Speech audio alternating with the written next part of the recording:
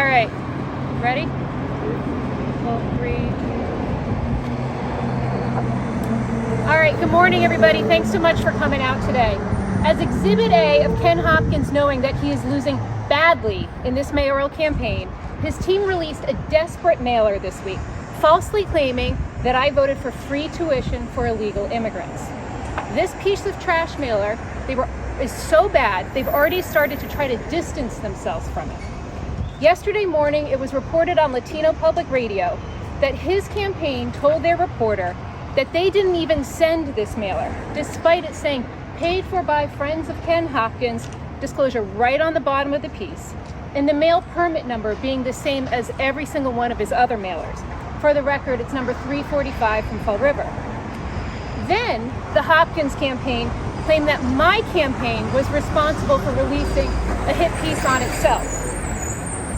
Like that's something we would ever do. That claim was insane. Later on in the day, they had to flip-flop, and they had to admit that they actually were the authors of this mailer.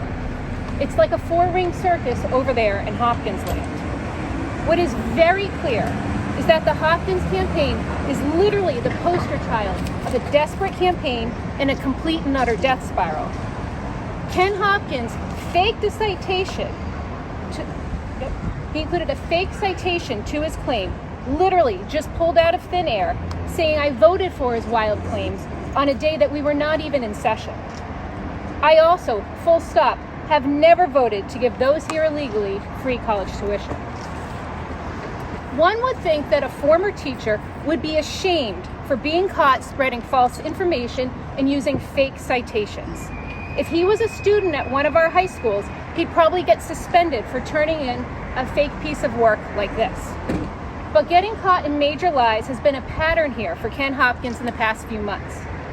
After he polled and found out the realization was he is losing badly, he has gone full negative, stopping at nothing, including this latest mailer's outright malicious lying to cling to power. Ken was actually caught lying in another mailer just a few weeks ago, claiming he inherited a $7.6 million deficit, despite an outside independent auditor and actually Ken himself admitting in the press that he inherited a $3 million surplus for Cranston.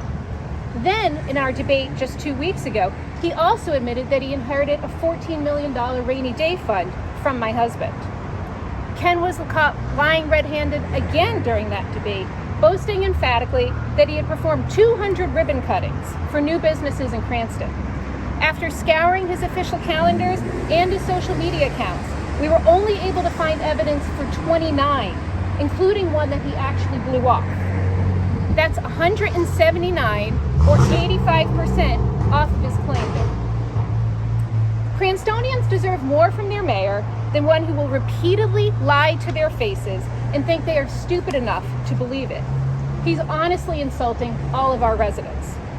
Late last night, my lawyer, Ken Barrett, sent a cease and desist letter to both the mayor and his campaign manager, Bob Murray. Additionally, today, I am demanding a formal apology in the press on his social media accounts and via a letter to all the recipients of this mailer, admitting to its maliciously false information and also apologizing for faking a citation. For his entire mayoralty, and certainly the past few months, we have all learned that Hopkins is quite simply not a name that you can trust. And quite simply, after this stunt, no one can trust a word that he says ever again. If you get a mailer coming in the next few days, I would just rip it up. With that, I'll take your questions. This might be the easiest press conference in the world if you guys don't have one. Well, can you address what you did vote for with the Representative Grace Diaz bill that did allow undocumented immigrants to get in-state tuition in Rhode Island? So let's talk there. By the way, that bill was not cited on this mailer, just for the record. If you're talking about, just to make sure everybody's clear, it's Bill H5238, okay, by Grace Diaz. This bill allowed for dreamers who only once they applied for legal pathway to citizenship and satisfied additional requirements, that they would be eligible for in-state tuition rates, not free tuition as the mailer claims. The goal was to get more of these kids to be able to afford to pay for an education and break the cycle of poverty. Every single Senate Republican, including staunch conservatives like Minority Leader Jessica De La Cruz, Senator Elaine Morgan, and Senator Gordon Rogers, all voted for that bill. I know she's not a household name, but I really don't think that Senator Elaine Morgan would ever vote for a bill thinking that she'd be funding college tuition for people here illegally. How much of this, Mayor Hopkins has said that your positions are liberal. How much of all of this, including this race as a whole, is about the state of the Republican Party, where today it seems like the party has moved further right than even imaginable on some issues? Some of the positions you've taken are what would just be traditional conservative positions in the kind of conservative landscape of yesteryear. Is Ken Hopkins, by alleging you're liberal, actually just much further to the right than the mainstream Republican Party ought to be? I don't know where Ken Hopkins stands on most things. He was donating to the chair of the Democratic Party just last year. He's voted in Democratic primaries 3 times since 2008. He stood with the Democratic governor, Dan McKee, at his gubernatorial kickoff. So he seems to be all over the place. I don't really know what Ken Hopkins' vision is. We never seem to hear about it, okay? What he has resorted to after polling is some very, very negative and obviously false mailers being released, which only tells me, quite honestly, that he knows he's losing this race badly. After you brought up these mailers, he released an executive order overriding a city council decision to not pass an ordinance that would essentially criminalize homelessness. Do you think that's related to your complaint in any way? He was trying to grab some headlines there. No, I don't really know why Ken does what he does when he does it. I think you're referring to the fact that there are multiple homeless encampments here in Cranston. This is the Cranston under Ken Hopkins. There was the homeless encampment in Arlington that was filled with needles. Then we had one over by Knightsville. Just yesterday, there was notice that there is one over by Stonehill Elementary. A principal released an email to the school community saying that she was informed by the city of Cranston that there was a homeless encampment right near the school. But then Ken Hopkins gets on TV, one of your channels last night, and says, oh, the first he ever heard about it was from that email. Now, if the principal is saying that the city of Cranston is letting them know, then how come Ken Hopkins seems to be the last one to figure this out? Is it just because he doesn't show up to work? We saw the calendars. He has nothing on the schedule 40% of the time. I don't think that Ken Hopkins is very clued into what's going on in the city if he doesn't seem to know which way is going where. Would you be in support? That executive order to remove the encampments, and you support the ordinance that would allow that? I certainly don't support the ordinance. We should not be criminalizing and fining people who are homeless. People who can barely afford food, if they can at all, you should not be fining them. That is what his ordinance did. Okay. Now, in the House of Representatives, we've been very aggressive about housing in general, okay, and trying to get more options for those who are unhoused. I think our State House has done a wonderful job at making housing a priority. But what we have to do is be much more aggressive. Just think, all these encampments, especially the ones in Arlington, the ones near Knightsville, they've been around for a very long time. Ken hadn't been doing anything about them. He's a day late, a dollar short, and 2 steps behind on issues like this, where we've been aggressive out front. These are issues that you're not going to solve overnight, but you have to bring the full court press, and it is inhumane to try, as Ken Hopkins did, to find the homeless. The executive order leaves out the fine. It is an improvement, but what I would have done is been much more aggressive months ago in trying to help these people find permanent housing. It is not humane. It is not a life filled with dignity if you're defecating outside. Okay, and Would you be in support of supplying services then, so that they would have like an outhouse or a trash pickup, Sharpies containers?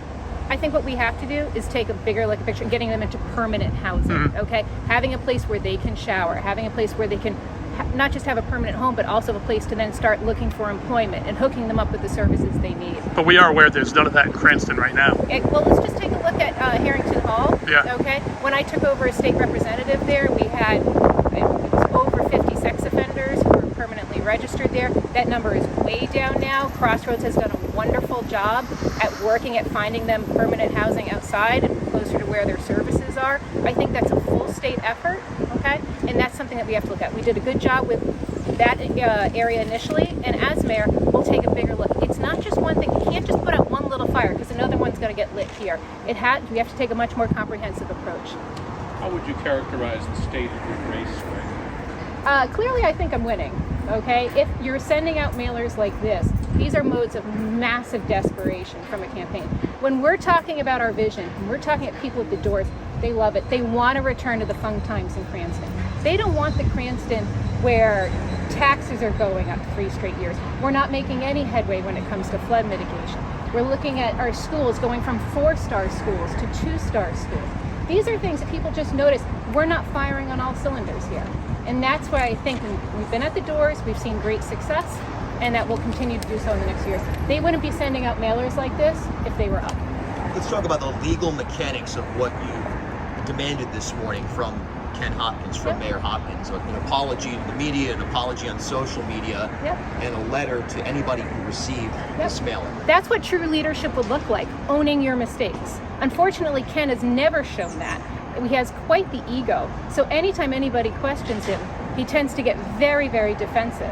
True leadership would be owning his mistake and making it right. Do I expect that? I'd be shocked. So what would the consequences be if he does not, in fact, do any of that or do all of that? Would there be additional legal Well, we'll see. engagements? We've got 5 debate/forums in the next week, and I think this will be brought up in every single one of them. And obviously, I've retained Ken Barrett to help guide me in any legal matters going forward. In this morning statement, the mayor mentioned your support for the legislation that provided for harm reduction safe injection sites. What's your response to that? I apologize. I didn't see his statement this morning, so just. He said you're a liberal views. He criticized what he called liberal voting record and included the vote on the safe injection sites. Okay. Well, myself and then the House Minority Leader at the time, Blake Filippi, and other staunch conservatives like George Nardone, Justin Price, these are not people who in any way, shape, or form would be considered liberal, voted for something that will colloquially be known as the Weber Center, which is where people who are currently addicted to drugs can have their drugs tested for fentanyl. We all know about the big fentanyl disaster at our southern border. And then they can also be hooked up right there into the treatment pipeline. It is going to be staffed with addiction med professionals. And to be honest, it's so complicated, it's not even open yet. It sits right next to the building where I go into work each and every day at the hospital. When that's up and running, it is really meant for people to get into the treatment pipeline. I'm not sure Ken's even read the bill, because with the way he talks about it, it's really distressing. Here in Cranston, we have the 5th highest overdose fatality rate in Rhode Island. Okay, and just in the past, I want to say 12 to 18 months, 2 members of our Cranston City family here have lost loved ones to the opioid crisis. So I really think Ken should try to figure out a better way of addressing this crisis with a much more humane view. We've seen that multiple times. He just doesn't seem to care. Last question. What's wrong with the city of Cranston? This is the 3rd time we got a flyer. The last one was Nick Mariello, targeting illegal immigration. And you guys don't like immigrants in the city of Cranston? I don't know what Ken Hopkins does or doesn't like. Obviously, this mailer, with the imagery that it uses, isn't... Apologies. This imagery on this doesn't speak to a very inclusive environment, okay? Look, my husband was the first minority leader of this city, okay? I would be the first mailer, I'd be the first female mayor of the city. When my husband was mayor, he had the first Latino chief of staff. He had the first blind solicitor. He had the first female director of administration. What it means to have an inclusive city is reaching out into communities that typically aren't represented in government and making sure they know that their voice is respected and invited into the whole scene, and bringing them into the administration, which is what my husband did so very well and what I will continue later on. Thank you, everyone. Thank you, you. Rep.